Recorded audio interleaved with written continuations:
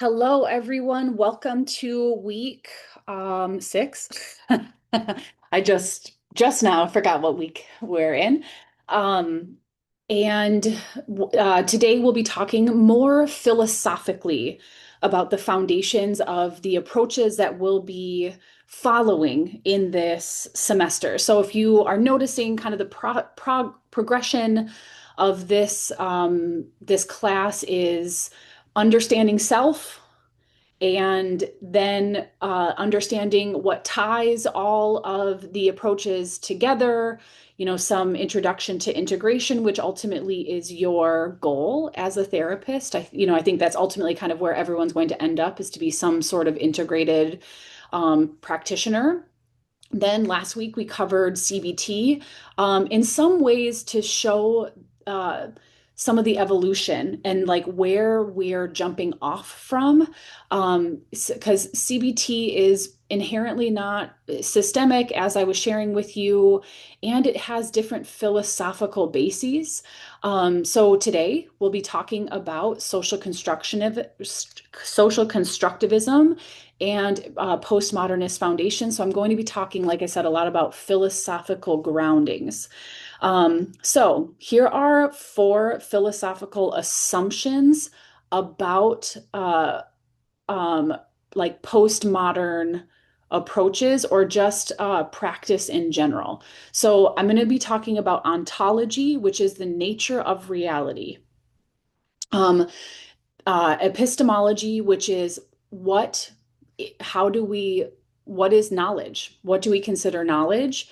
Axiology, which is the role of values, and this is in research and in practice. And then methodology, this is a process of research, but also think about our clinical practices are informed by research. Um, so just for what it's worth. So here are some ways that I want you to be exploring and analyzing the approaches that we're going to be learning for the rest of the semester, and even retroactively or retrospectively looking at the approaches that you've already been introduced to in theories one. And then honestly, like any trainings that you would go to, any further, clinical practices that you are exposed to post degree. So again, here, I just like, I'm only going to run down the questions, because I think that this is helpful. Is with any sort of ontology, the question here is, what is the nature of reality? So we're going to talk a lot about that in this presentation. So epistemology, what counts as knowledge? How are knowledge claims justified? What is the relationship between, like, you could, here it says the researcher and what's being researched. Here you could say, like, what's the relationship between the clinician and the client? Axiology, what is the role of values? And methodology, what is the process of research? What is the language of research? And again, here, because this is applied to research, I actually pulled this from a research class that I teach at the doctoral level, but the same questions apply in what is the process of therapy? What is the language of therapy? Okay, so a central tenet of the postmodern view: beliefs, laws, social customs, habits of dress and diet, all of the things that make up the psychological fabric of reality arise through social interaction over time. In other words, people together construct their realities as they live them. So this is what it's meant. This is what is meant by social construction. Social constructionism, social constructivism, that we collectively are creating a reality. Okay, so your position as a therapist.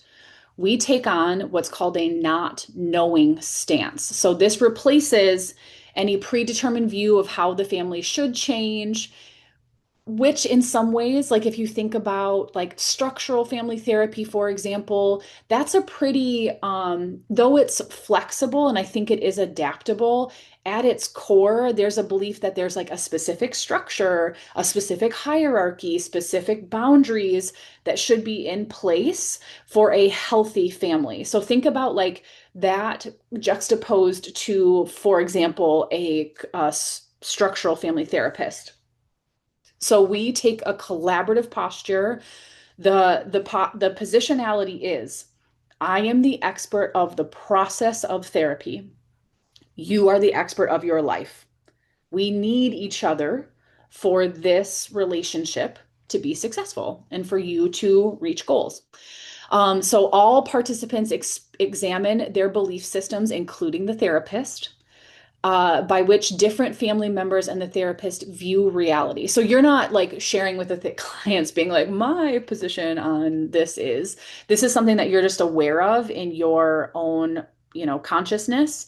And then you're eliciting conversation about like from each of the family members, this, participants in therapy, the people in the system, you're wanting to make these belief systems explicit because that's the only way we can explore them and work with them. So you also follow leads as openings develop rather than imposing some predetermined scheme or framework for uncovering patterns. So this is again, I would say probably in comparison to an approach like MRI, like Milan. So you're just more so being like observing the space, really listening to the language used, really listening and keeping it like keeping an eye on the interactions and the dynamics and using them as they unfold. As opposed to like right now, what I would want to do is this, or let's do an enactment. Let's talk about this specific thing that it's like some of the terms that we'll learn later on in this semester is like co-authoring. That's from narrative or with collaborative language systems that we are like walking with our clients, walking alongside of them. So imagine like you're walking through a forest and you're literally walking next to your client or potentially even like a half step behind them, so they're really guiding where you're going in this like metaphor of therapy. And, they're like, wow, that tree's so interesting. And instead of going like, well, that tree's interesting, but I think this one's really important, that it's like, oh, what do you find interesting about that tree? And then you might again metaphorically say something like, oh, there's a path here. Are you interested in going there? And then giving the client the autonomy to say like, no, I like where we are right now. And then you just go with them. So I hope that metaphor makes any sense.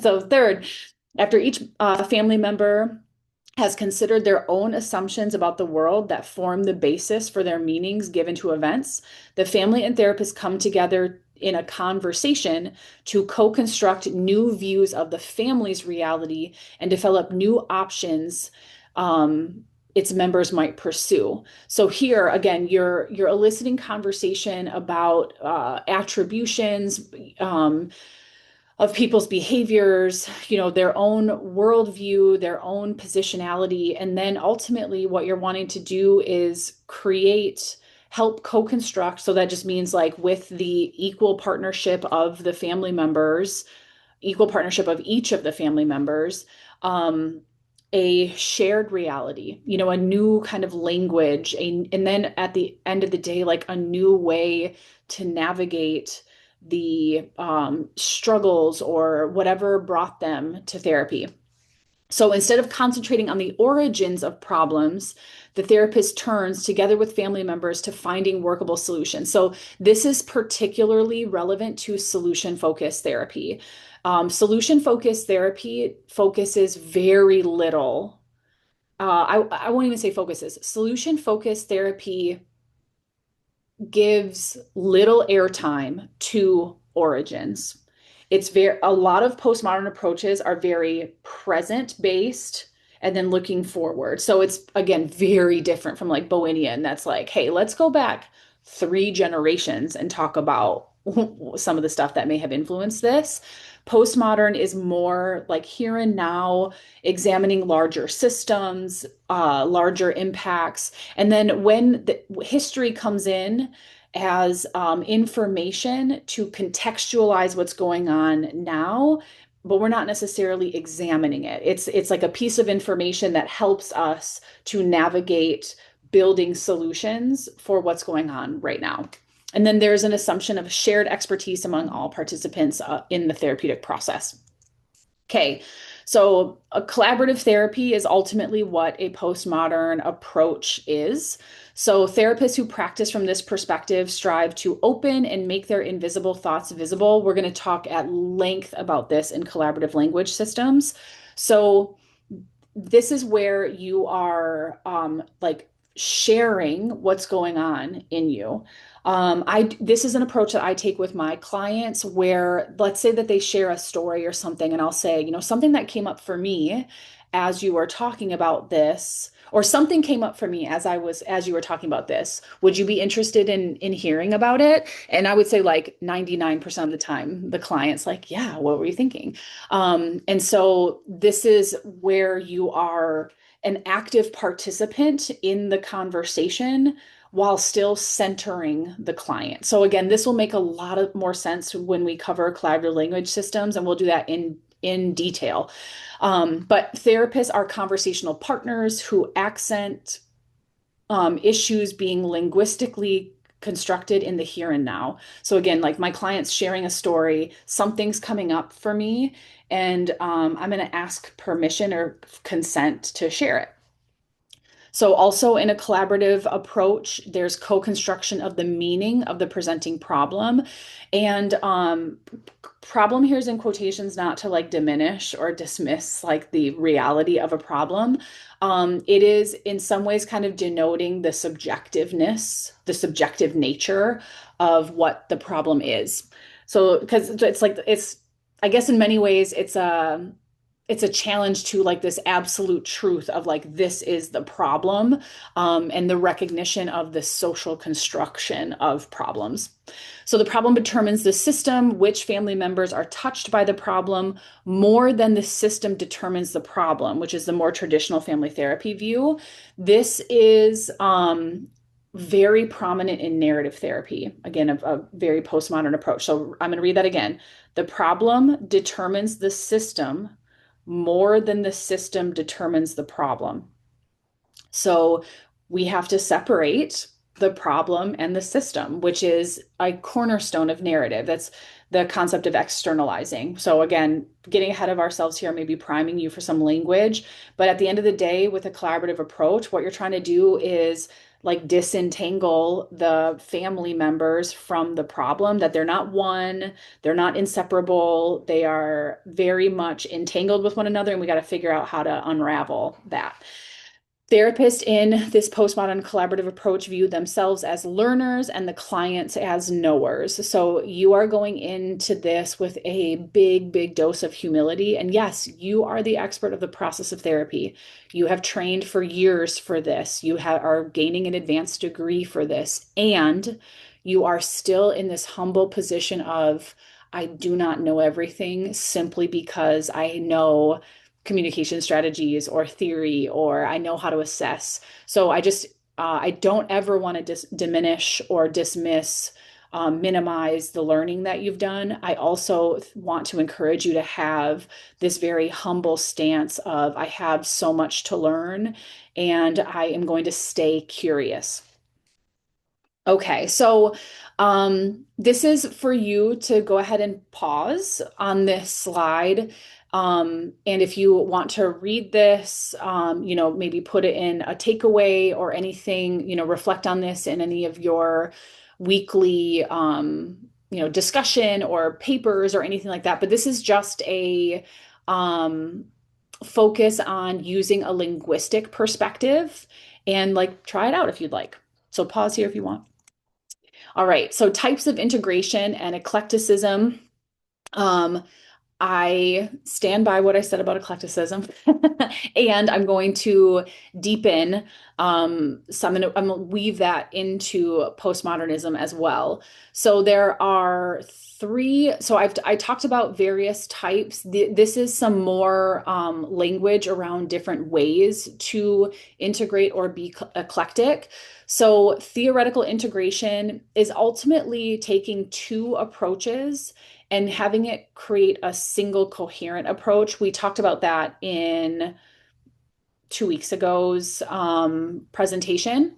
Then assimilative integration, which is one that I I think selective integration was language that was talked about in our other slide, but assimilative integration is referring to having a firm theoretical grounding in one approach while selectively integrating practices from other approaches to allow for a broader range of intervention possibilities.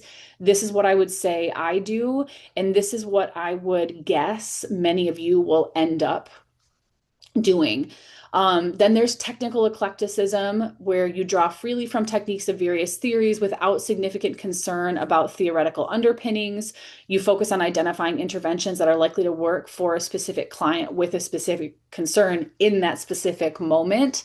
So again, I think this is developmentally very appropriate, likely where many of you are, where you will be as you start off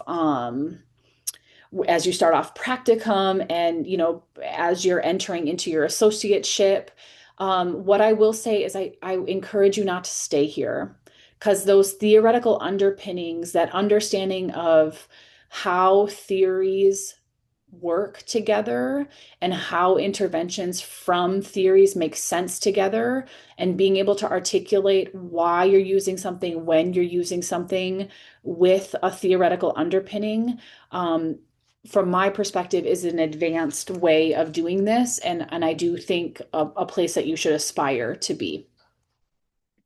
Okay, so thinking about the teachings from last semester with these, approaches that are more traditional from a systemic standpoint. So here we're looking at the top row of these philosophical schools. So we're sitting in both systemic and postmodern. Like, these are the approaches that we are that they're not always combined in each of the approaches, but this is where you're sitting.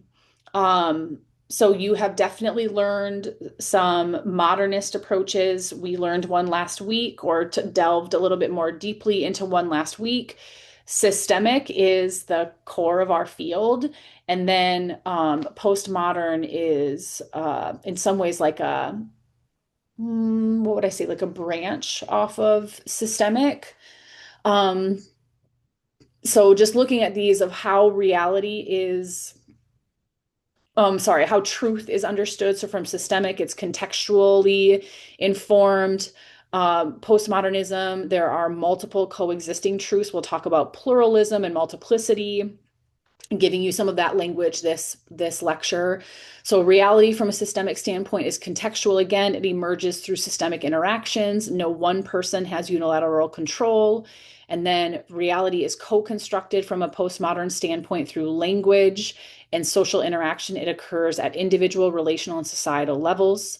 The counseling relationship from systemic is the participant in the counseling system, that like you are a participant in the counseling system as a therapist. And then in postmodern, you are a non-expert, you're a co-constructor of meaning. So just thinking about these philosophical schools, I'll let y'all know, like I would say that I sit on like the axis of these two. I very much, like, if there's a Venn diagram of these two, I'd be in that middle piece. So our language and the change process from a systemic standpoint, you want to perturb the system, you want to shake it up, thinking about MRI, experiential, allowing the system to reorganize itself. There's no direct control over the system.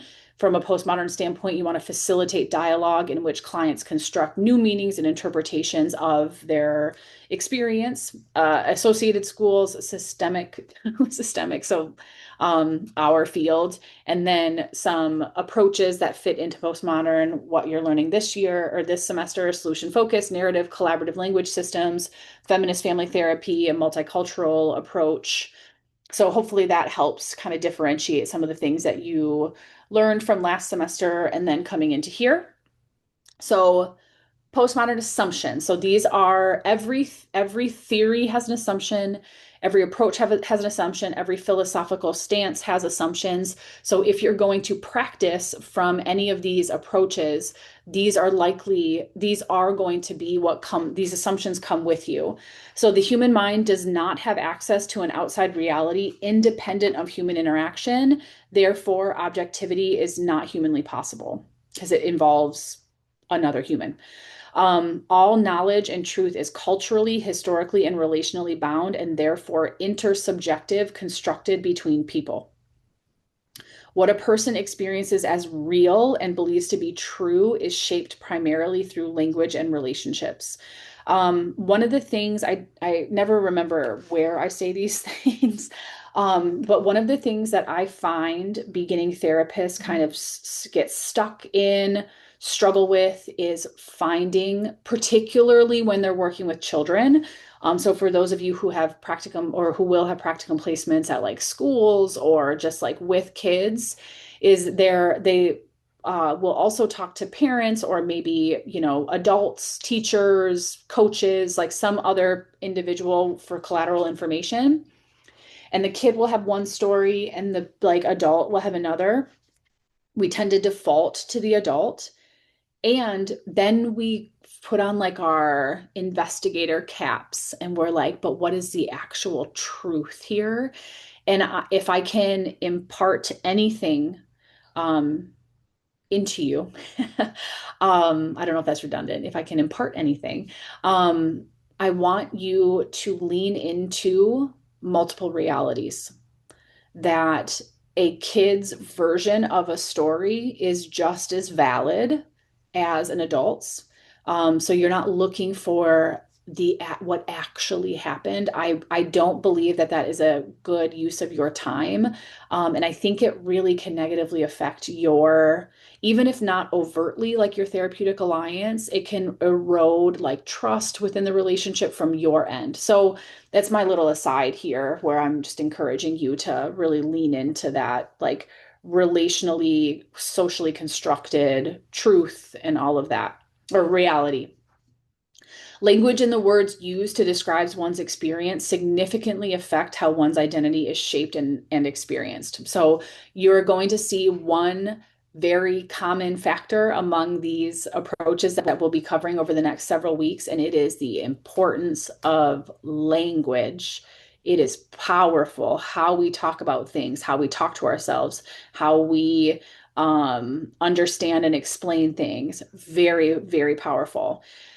The identification of a problem, again, like because it's socially constructed and all that kind of stuff, that's why it's in quotes, is a social process that occurs through language, both at the immediate local level, and local level means like personal, like an individual. Like I'm not talking about like local as in your neighborhood or your community or something. Local level, local knowledge is like what's in you, and at a broader societal level. Therapy is a process of co-constructing new realities related to the client's personal identity and relationship with the problem. So at the end of the day, from a postmodern perspective, the like agent of change is the person in changing their language around an issue, their connection to the issue, their proximity to the issue, their understanding of the issue. That it's this very like emotional, psychological change that happens. So that essentially they're looking at what has historically been a problem in a different way, so that that problem is less prominent, it's less distressing, it goes away, whatever. And that involves exploring larger systems and understanding the impacts of those larger systems. Okay, so other language that I want to introduce to you is constructivism, social constructionism, and structuralism or post-structuralism. So think about these as almost like Bronfenbrenner's socioecological model or like Russian nesting dolls, where constructivism is the focus on the construction of meaning within the individual organism, thus focusing on how information is received and interpreted. So that's at an individual level. So zooming out a little bit is social constructionism. So this is the focus on how people co-create meaning in relationships. They emphasize how truth is generated at the local, again, immediate relational level. So this here, this local level is referring to between two people. Okay, then zooming out even more is structuralism or post-structuralism. So this focuses on the analysis of how meanings are produced and reproduced within a culture through various practices and discourses. So if there's anything I want to also impart is that culture is not just ethnicity. Culture is the space that you occupy. It is informed by gender. It's informed by geography. It's informed by sexual orientation. It is informed by religion. So, like, I think many times when we think of culture, we think of like, what kind of food do I eat? What kind of language, like, what language do I speak? What is my, country of origin or something like that? Think of culture as much more multifaceted than that. So I think about like we have a culture in for those of us who are like in California. I know I'm not there anymore, but like there's a culture in California that's different than like the culture in Michigan. There's a white culture that's different than other cultures. There is an LGBTQ culture. There's also cultures within the LGBTQ community. There's a culture within various religious organizations. And then in terms of culture, there's the intersection of these various cultural influences coming together. So, for example, there's a different cultural experience for an LGBTQ individual in a like embracing religion or in an embracing church versus not so much. So I just want to give you that as an example. Okay, again, pause here.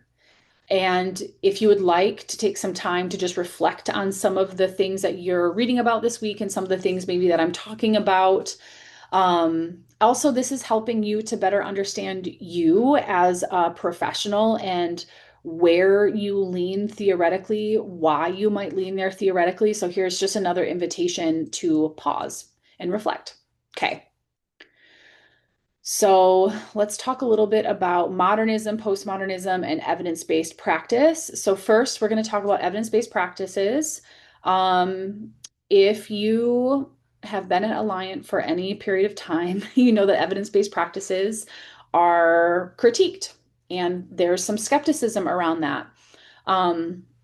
Many, and a couple of the reasons are questions around who conducts the research to make this evidence-based and who are the participants. And many times it is a very specific demographic that has the ability to participate in research that then builds evidence that's meant to be extrapolated to other populations presenting issues that may not be relevant. It may not work. So, evidence-based practices do poorly with non-dominant cultures and minority groups. That's something we know. Efficacy and effectiveness are two very different things. Efficacy is in controlled settings. So, clinical trials are efficacy-based trials that they don't necessarily translate into effectiveness in clinical practice. So, effectiveness is outside of these like clean lab, controlled settings, like out in the real world. So if you're ever looking for, to me, if you're ever looking for evidence of something that works, look at effectiveness trials as opposed to efficacy trials. So basically what we're taking is like these clinical trials that test theories or approaches maybe against one another, up against one another in these controlled settings. And they're saying it works great. And then in clinical practice, we're out here in the wild. We can't control for any variables at all. And then they're like, well, it should translate. And sometimes, many times it doesn't. So like I encourage you when you're looking at research to look for these that are in clinical settings that don't control for anything, that have all of these, spontaneous factors that can affect how the treatment goes, how outcomes are affected. Also with evidence-based practices, that many times comes with a manualization because they are trying to They are trying to achieve something called fidelity, which means that everyone, like, so every clinician or every person who is delivering the intervention is doing it exactly the same way.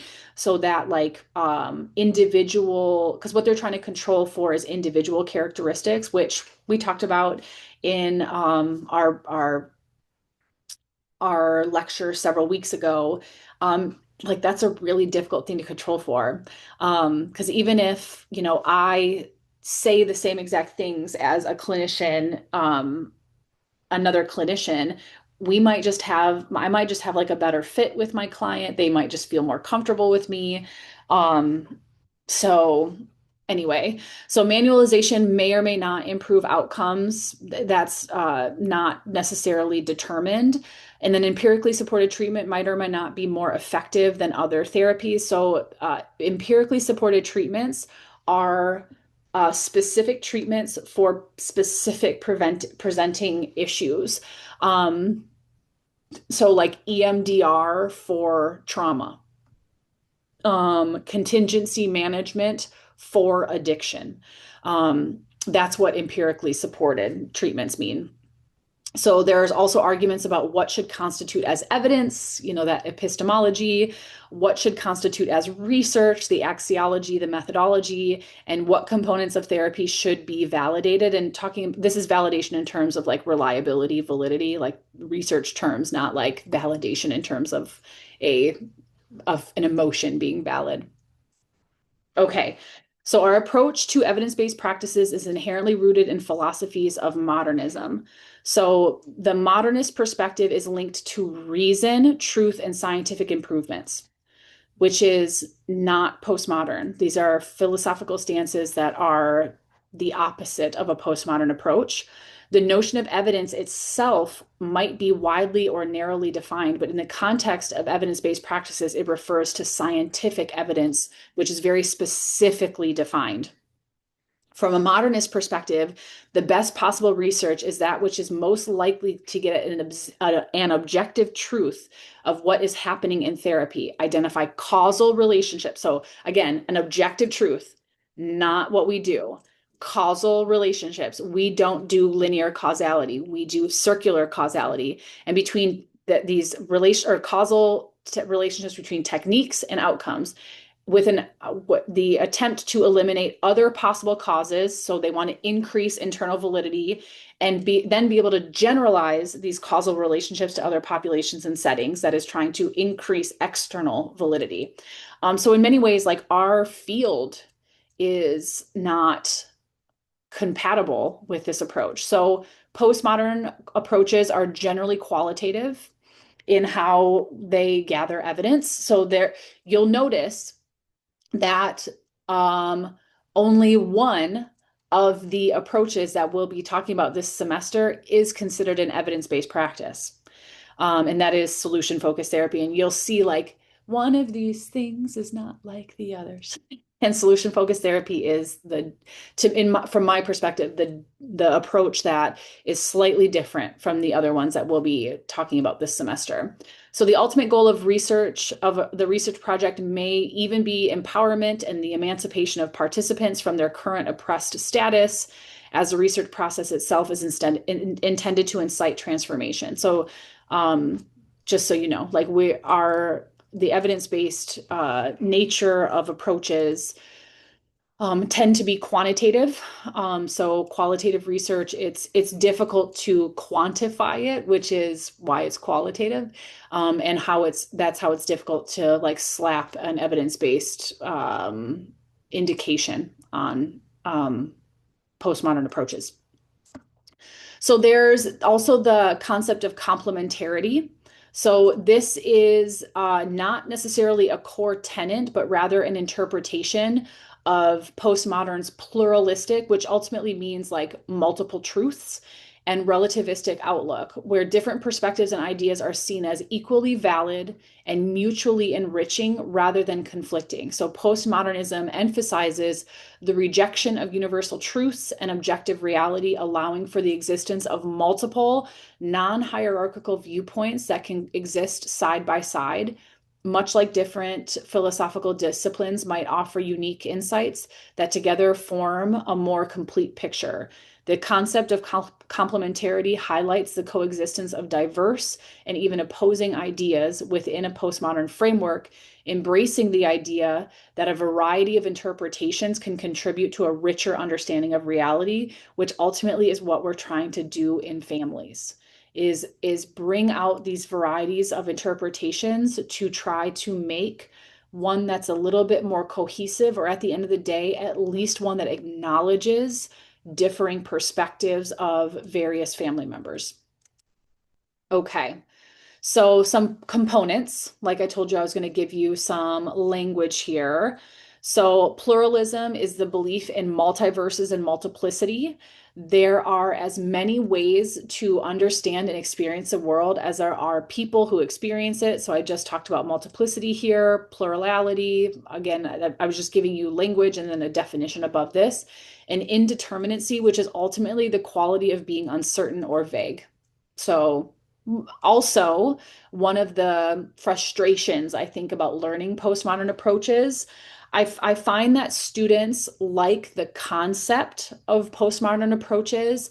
They have more difficulty putting them into practice than some of the systemic approaches, or like relational family, traditional or foundational couple and family therapy approaches that you learned last semester, because they feel more cut and dry. They feel more clear in terms of like an approach to follow. So another component is deconstructive postmodernism. So deconstructing questions is an intervention in narrative therapy. So we'll talk more about that when we get to that theory. So there's a mode of cultural analysis that seeks to uncover the social construction of taken for granted beliefs or universals. So these are just like messages, rules that we live by that we don't necessarily question in many ways because they're kind of invisible to us, or they're so insidious that we don't even necessarily have a full awareness of their existence. So I encourage you to like pause here, think of some examples or an example, um yeah, that you may live by, or that may be existing in your world, that's just it's taken for granted and we just like follow it because I guess we just don't challenge it. So social constructivism in therapy, this attends to the politics of power, political action, and social responsibility. So you will discuss issues of race, gender, social class, oppression, marginalization, and the power of differential that are implicit in hierarchies and patriarchies. So you will be broaching topics of social location, of oppression, marginalization, power, privilege. These are absolutely very important in from a postmodern perspective, to be able to zoom out into those systemic influences on the individual or individuals that you're seeing. So postmodernism, of course, is not without its critiques. There's a feminist critique of postmodernism that it ignores community and commonality among women in favor of recognizing the localized contingencies and culturally constructed peculiarities. So it's like trying to understand in some ways, like from an individual level, unpacking that while potentially ignoring some of these more communal and common factors amongst women in particular, to recognize some of the like individual idiosyncrasies, characteristics, and in some ways it's thinking about this like relational aspect and how that's considered, like being in relation with others is considered inherently kind of more feminine, that it's still also potentially feeds into the status quo of patriarchy. So it challenges some meta narratives while ignoring and therefore sustaining a grand narrative of patriarchy and oppression. So that's more eloquently what I was just trying to also say here. So this is because postmodernism is shaped out of a patriarchal culture that values autonomy, separateness, non-relation, power, and control. So these critiques take ethical and moral form around issues of violence, rape, abuse, oppression, and power inequities, and questions how these are complicitly ignored and perpetuated if they are considered to simply be social constructions.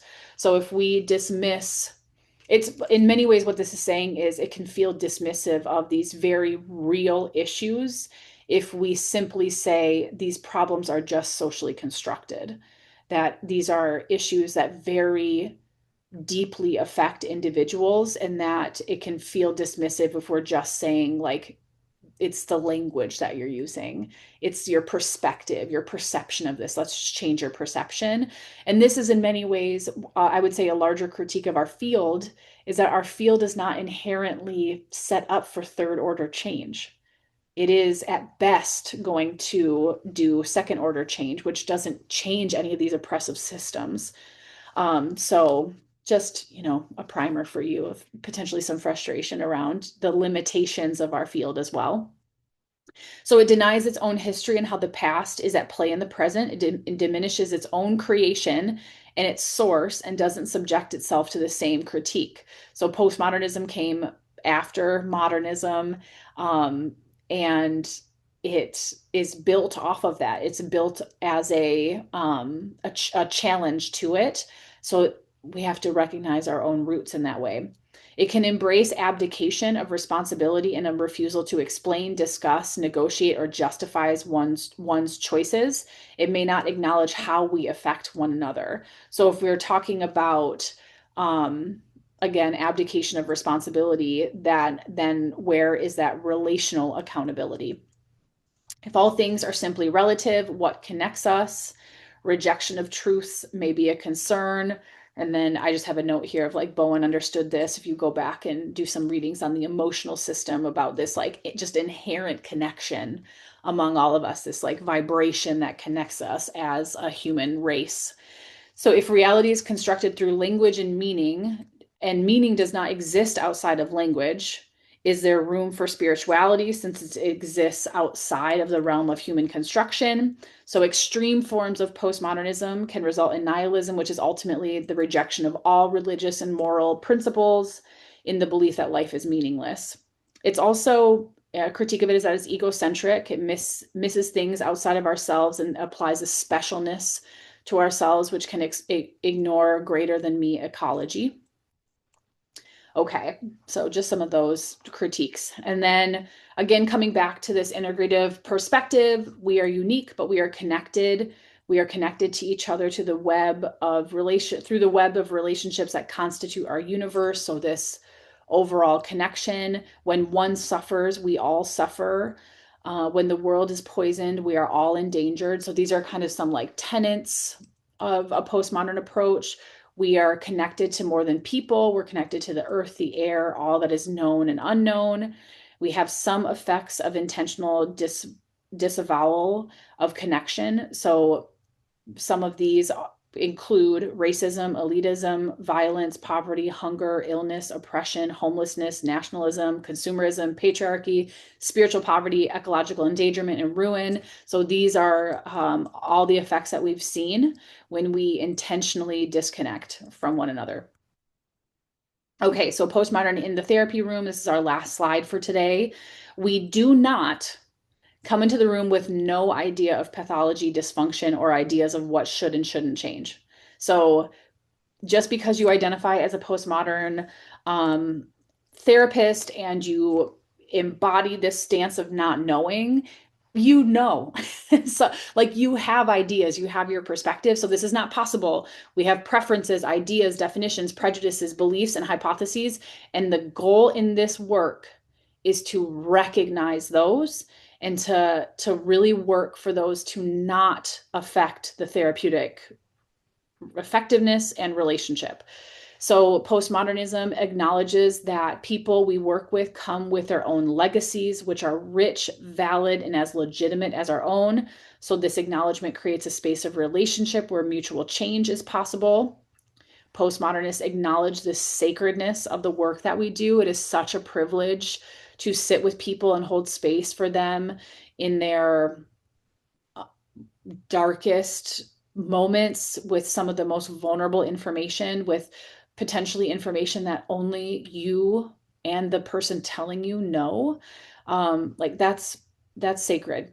And then and having an ecological awareness. So though there is a critique of this with this egocentric, like again, this is a critique and a potential misapplication, in my opinion, of postmodernism, is thinking that we are special and ignoring this greater than me ecology, that at its core, postmodernism should have an ecological awareness. Thinking about Bronfenbrenner's socio-ecological model of zooming all the way out to that macro system, understanding how we're affected, and then how we also bidirectionally affect that outer system. And that is all I have for you today, y'all.